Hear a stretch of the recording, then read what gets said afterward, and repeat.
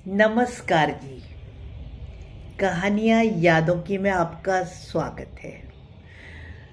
प्रस्तुत है मेरी सबसे शुरुआती ही कह सकते हैं कहानी, और इस चैनल की भी सबसे ज़्यादा पसंदीदा कहानी को मैं पुनः प्रसारित कर रही हूँ, जिसका शीर्षक है जी हमें मंजूर है। उफ, कितनी थकान हो रही है। अभी तो काम में कुछ होश ही नहीं था। सवेरे से कब रात हुई पता ही नहीं चला। मानसी कुछ ऐसा ही सोच रही थी।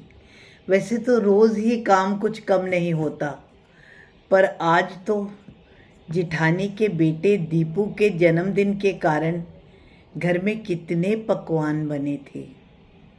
साथ वाले घर से चाची जी, बुआ जी सब आए थे। जिठानी के घर से भी कितने लोग आए थे। आज तो पूरे दिन चक्कर घिन्नी सी ही दौड़ती रही। घूंघट में पूरी सेकते हुए एक बार तो दिल ही घबरा गया था। उसकी जेठानी मीता दीदी भी ना कम चालाक नहीं है। थोड़ी थोड़ी देर में कभी तो दीपू को चुप करवाने के बहाने से या कोई भी बहाना लेकर रसोई के बाहर ही घूमती रही। सारे घर के बर्तन अंदर से बाहर निकल गए थे। मानसी को आज तो बिल्कुल फुर्सत नहीं मिली। उसकी शादी में उसके मायके से दहेज में आया हुआ स्टील का नया डिनर सेट भी पहली बार निकाला गया था।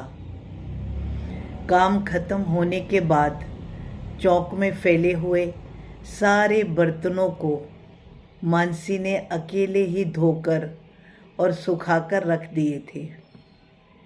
उसके बाद डिनर सेट के निकाले हुए सारे बर्तन सलीके से साफ करके फिर डिब्बे में वापस जमा दिए थे। सेट के साथ का एक चम्मच नहीं मिल रहा था। मानसी ने इधर उधर देखा तो वह चम्मच भी सामने वाले कमरे में ही, जहाँ की सासू माँ दीपू के साथ बैठी हुई थी ना, उसी गिलास में रखा हुआ था। मीता दीदी ने दीपू के दूध के गिलास में चीनी मिलाकर जब सासू माँ को दीपू को दूध पिलाने के लिए दिया था, तो वहाँ ही गिलास और चम्मच वो भी मिल गया था। मानसी ने एक एक बर्तन हर कमरे से ढूंढ ढूंढ के निकाल के साफ करके मांज के रखे थे।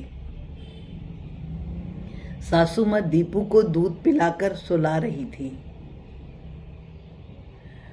और जिठानी जी वह तो अपने घर वालों में ही व्यस्त थी, और या फिर कोई भी काम करने का मौका आता था तो अपने दीपू को प्यार करने के लिए, चुप करने के किसी भी बहाने से काम की ओर तो आ ही नहीं रही थी। खैर, मानसी ने सारे बर्तन धोकर सलीके से उनकी जगह पर अंदर रखकर घर का सारा काम निपटाकर वो सोने के लिए अभी अपने कमरे में आई थी। कमरे में आने के बाद पल्लू सर से हटाया हो, इतना अच्छा लगा। पंखे की हवा से भी ऐसा लग रहा था मानो कितनी ठंडक आ गई हो। अब सवेरे से तो फुर्सत ही नहीं मिली। अब मानसी मोबाइल लेकर धम सी बैठ गई। उसने देखा राजीव का भेजा हुआ गुड नाइट का मैसेज, वो तो समय पर ही आ गया था। बस वो देखकर उसकी सारी थकान स्वयं ही हट जाती थी और चेहरे पर मुस्कुराहट आ जाती थी। आज वीरवार है। राजीव जी तो परसों ही आएंगे। जी हाँ, राजीव जी का ऑफिस नोएडा होने की वजह से वो नोएडा में ही रहते थे और अपने घर अलीगढ़ में शनिवार को ही आ पाते थे। राजीव जी के बारे में बहुत सी बातें सोचते सोचते थकान तो थी ही, मालूम नहीं कब आंख मूंद गई और नींद आ गई। थकान भी तो गजब की थी। सुबह जब आंख खुली तो देखा सब उठ चुके थे। वो घबरा कर उठी और सीधा बाथरूम में नहाने को भागी। तैयार होकर पल्लू से मुंह ढककर रसोई की ओर भागी।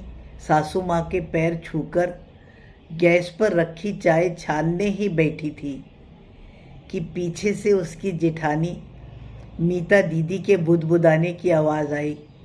अगर हमें पहले पता होता ना तो मैं तो इसका चम्मच छूती भी नहीं। बात को पूरा करा सासू माँ ने। अरे यही सीख कर आई है अपने घर से कि अपना सारा सामान अलग ही रखना, कोई छू ना ले।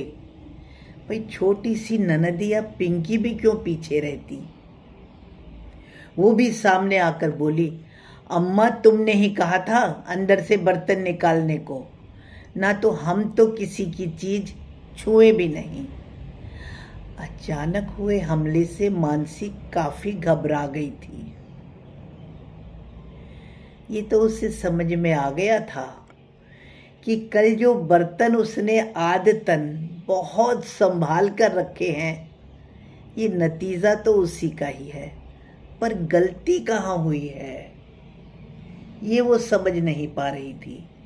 मन हुआ पलटकर पूछूं तो सही हुआ क्या है, लेकिन तब तक ससुर जी भी और जेठ जी भी दोनों ही चाय पीने आ गए थे। संस्कार।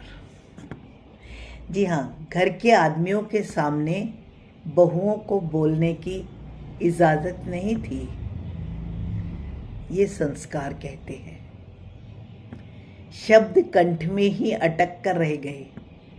मुंह का काम आंखों ने किया, वो तो नहीं रुकी, बरस पड़ी, खूब बरसी। बात बढ़ती रही और बढ़ती बढ़ती आदमियों तक भी पहुंच गई। दोपहर तक तो घर के भी और घर के बाहर वाले भी जो भी घर में आ रहे थे वो सब पंच बन चुके थे और अपनी अपनी तरफ से मानसी का फैसला सुना रहे थे। चौक में बैठी हुई चाय की चुस्कियां लेती ताई, चाची और बुआ सासू माँ को समझा रही थी, इसके घर से इसके माँ बाप को बुलवाओ ना। उन्होंने क्या यही लक्षण सिखाए हैं अपनी लड़की को? अपना सारा सामान अलग रखो। बड़ी बहू मीता भी तो है, उसे तो ये भी नहीं पता कि उसके बर्तन हैं कौन से। अरे छोटी तो कमरे में से भी अपना चम्मच पहचान लेती है। सासू माँ की आवाज आई। आजकल की लड़कियां घर जोड़ना जानती ही कहाँ हैं। बस उनका अपना सामान सलामत रहे, अलग रहे। अपने सामान की तो संभाल कर लेंगे, बाकी उनका घर से क्या लेना देना है। सब लोग मिलकर अपनी अपनी राय दे रहे थे। मानसी सब कुछ सुनते हुए भी घूंघट करके आंखों में आंसू लिए अपने काम में ही लगी हुई थी। शाम को रसोई से सारा काम करके कमरे में जाने तक उसके आंसू और उसका दिमाग दोनों ही अपना साथ छोड़ चुके थे।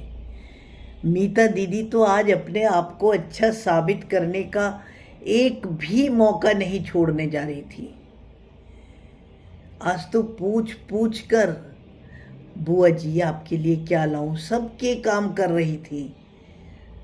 सबको सबका ख्याल था, सबके पास बहुत सी बातें थी, परंतु अगर ख्याल नहीं था तो सिर्फ यह कि मानसी ने आज सुबह से कुछ नहीं खाया है और वो सिर्फ रो ही रही है। ये किसी को नहीं दिख रहा था।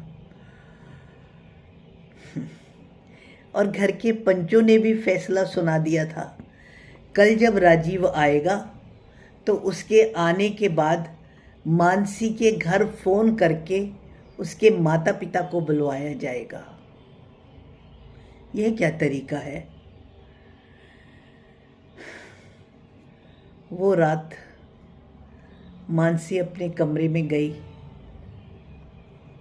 पूरी रात ऊहा-पोह में यूं ही बीती। बिना अपराध किए हुए ही अपराध बोध सता रहा था। मन कई तरह के संकल्प विकल्पों में फंस रहा था। कोई भी तो अपना नहीं लग रहा था, यहाँ तक कि राजीव भी नहीं। कहाँ है वह? आज सब कुछ भी बोल रहे हैं, उसका कोई नहीं है। बस मालूम नहीं कब नींद आई, पता नहीं। स्वप्न में भी खुद को दूर तक सूनी सड़कों पर दौड़ता हुआ पाया। सुबह तैयार हुई। तैयार होकर रोज की तरह बोझिल कदमों से रसोई घर की ओर चली। मन के सूनेपन ने उसके चेहरे को और भी कठोर कर दिया था, जिसे शायद छिपाने के लिए मानसी ने अपना घूंघट और नीचा कर लिया था।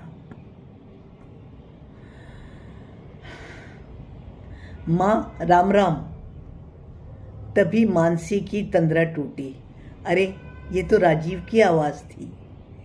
राजीव आ गए थे। बस कठोरता कोमलता में बदली और रुके हुए आंसू फिर बह निकले। चाय पीने घर के सारे लोग फिर चौक में इकट्ठा हो लिए थे। सबके चेहरों को देखकर राजीव को शायद कुछ अनहोनी का आभास हो गया था।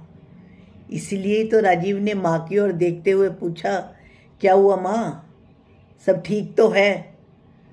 अरे कुछ नहीं, होना क्या है भाई, गलती तो हमसे हुई जो हमने तेरी महारानी के दहेज के अंदर रखे हुए बर्तन निकाल लिए। और फिर उसके बाद किसने क्या कहा, क्या बोला, कुछ नहीं पता। मानसी के कान, आवाज सब बंद हो चुके थे। उसी की ही तरह उसकी सिसकियां तक घुट रही थी। तभी एक आवाज आई और वह आवाज थी राजीव की।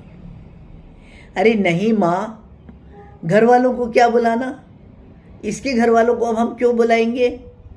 अब तो हम ही देखेंगे। इसे बहुत शौक है ना अपना सामान अंदर बंद करके रखने का। तुम सही कह रही हो। ऐसा करो, आज तुम इसका सारा सामान स्टोर से बाहर निकालो और मैं अभी मूवर्स और पैकर्स को फ़ोन कर रहा हूँ। कल सुबह ही ट्रक आ जाएगा और अब यह मेरे साथ नोएडा में बैठकर अपना चम्मच चम्मच तक भी बाहर निकाल कर रखती रहेगी। अब यह यहाँ पर रहेगी ही नहीं।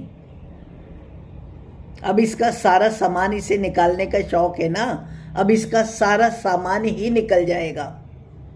तुम सही कहती हो, इसके लक्षण है ही नहीं घर में सबके साथ रहने वाले, और अब यह सबके साथ रहेगी भी नहीं।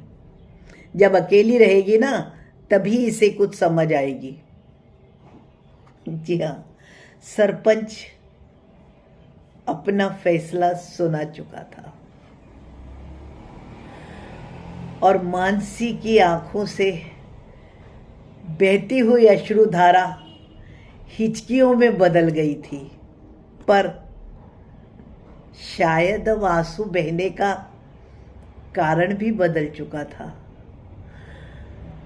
अब मानसी के मन के जैसे पूरे घर में चुप्पी छा गई थी। लेकिन मानसी मन ही मन मानसिक रूप से अपने देवता को, अपने सरपंच को धन्यवाद करते हुए उसके चरणों को प्रणाम कर रही थी।